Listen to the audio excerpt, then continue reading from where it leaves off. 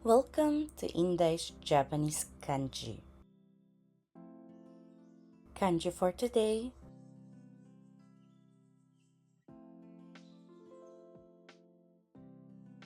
Level N2. Hi, nandito na po tayo sa Dai Ishu Miru Part 1. Hi, 2日目ですね. Pangalawang lesson po natin sa kanji. Hi, 建物の中でよく見る表示. It means po ng una ay pagtingin o kaya naman titignan. Part 1 po. Ano po? Hi, yung lesson po natin for today, yung topic po natin for today is senyales na madalas makita sa loob ng building. Hi. Diba? So, this ni, nice ko po muna po magpasalamat sa ating viewers po. Itsumo arigatou gozaimasu. Maraming salamat din po sa pagtatap-tap po. Hi, ang goal po ni Inday is maka 100k pong taps. Yoroshiku onegai itashimasu. Maraming salamat din po sa mga nag-follow po. Yoroshiku onegai shimasu. Konbanwa Noe-san, konbanwa Rainbow Star-san. Hi, Jake-san. こちらからよろしくお願いいたします。Ipakita na po natin or magcha-challenge po tayo.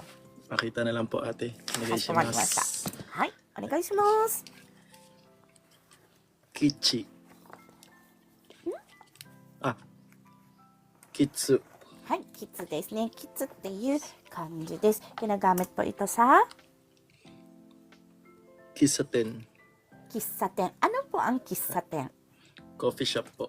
Coffee shop. Hi, nakasulat po dito tsaa, pero coffee shop po ito dito sa Japan. Hi, like for example po, dito po sa Japan, ano po mga coffee shop po ang alam niyo po, Jake-san? Starbucks lang po. Tapos yung Tim Hortons po. So. Tim Hortons. Oo, alam niya yun. Hi. I-recommend din po ni Inday yung Hoshino Coffee. Masarap din po doon. Meron pa po akong isa nalimutan ko po yung name pag naaalala ko po. Hi.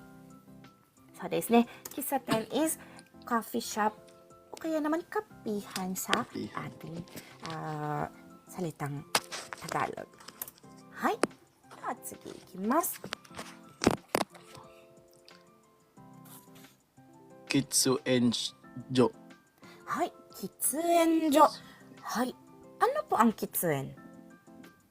Kitsuen. Ano po? Parang yung N kasi sa usok. So. N is usok. Di ko po alam ate. Sorry po. Daijoubu desu. Diba po, pag dito po, kinshi no kin. Kin N means Hi. no smoking. No Ngayon, smoking. hi. Ngayon naman po, kitsuen, maaring Magsigarilyo. magsigarilyo. Ngayon po, ano po ang kanjing ito? Place po. So, desu ne. Kaya pag sinabi pong kitsuenjo, anong klase po siyang place? Smoking area po. So, desu. Hi. So, sa Tagalog po, sigarilyuhan. Yuhan. Hi. Siyempre po, meron po dyan pong ashtray na nakaset. Kasi area po siya para manigarilyo. Hi. Yatsukikimasu. Sa hi. Hi desu ne. Ano pa ba yun? So desu. Hindi ko po pinakita. Hi. Ginagamit po itong kanji na ito tulad ng fu. Yung fu po. Ano po? Sandali. Ipapakita ko po. Ito desu ne. Pag-deny po siya pag gusto niyo pong gawing negative form po yung inyong binabanggit, linalagyan po ng hi o kaya fu. Yoisho. Naka ni shite, mo ookiku sasete. Hai. Hai. Ito pong kanji na ito po, parang parehas lang po siya ng meaning ng itong na pag-aaralan po natin. Pag-deny po siya. Pero, iba-iba po yung lugar po ng kanilang paggagamitan. Ano po? Hi, ang hi po ginagamit po ito tulad ng, gumanasay. Hi, bla bla bla. Ito po ay, meaning niya po sa Tagalog. Walang hindi, non, anti. Hay. Sa Tagalog po magiging walang o kaya hindi. Sa English naman po magkakaroon po ng an, nan, antay. Hay. Ginagamit po ito tulad ng Hijoni. hijoni. Ano pong hijoni? Emergency po. Hijoniって言ったらiba po siya. Guys, po sa baba po baka po may gusto pong tumulong po kay Jake Sang. Ronald in Japan, sa maraming salamat po sa Heart Me.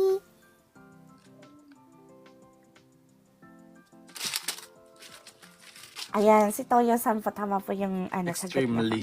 So, that's extremely. Hi. Hello po, Ronald-san. Meow-san. Naisin kayo pala po. Salamat po sa Heart Me. Hi. Extremely. O kaya naman po sa Tagalog, magiging Grabeng, sobrang, napaka. Hi, ginagamit po siya like, 非常に嬉しいことだ。非常に嬉しいことだ。Pag sinabi pong 非常に嬉しいことだ, it means grabeng nakakatuwang pangyayari. Hi, yun na po siya. Hi. Pwede po maging grabe, sobrang pagbigay niya po ng extremely sa inyong babanggitin. Ureshi koto da means nakakatuwang pangyayari. Hi. So, sinasabi niyang sobrang nakakatuwang pangyayari. Dinidistak niya po yung nakakatuwa na salita. Hi. Hindi lang basta-basta nakakatuwa, kundi grabeng o kaya sobrang nakakatuwa. Hi. Tatsugi ikimasu ne. Hijoguchi. Hijoguchi. Hi. Siguro kanina kaya nasabi niya pong emergency kasi dahil dito po sa salitang ito. Ano pong hijoguchi? Emergency exit po. So, this emergency exit. Hi. Attemasu. Hi. Ito po ay cut out from our free Endo Kanji lesson class. Sa taong 2026, may free Endo lesson class po tayo sa TikTok tuwing Monday and Friday at 8 p.m. Japan time. Meron din po tayong live tuwing Wednesday, subalit ang live na ito ay ipinapakita lamang ang private lesson namin ng Chokai with checking pronunciation. Kung nais niyo pong sumali, maaari niyo po akong hanapin sa pangalang Inday in Japan o @Inday in JP. Please follow me and stalk me sa araw at oras na aking nabanggit. Thank you for watching and please continue supporting me, follow me, and share my videos for more contents. Maraming salamat po. Hanggang sa muli.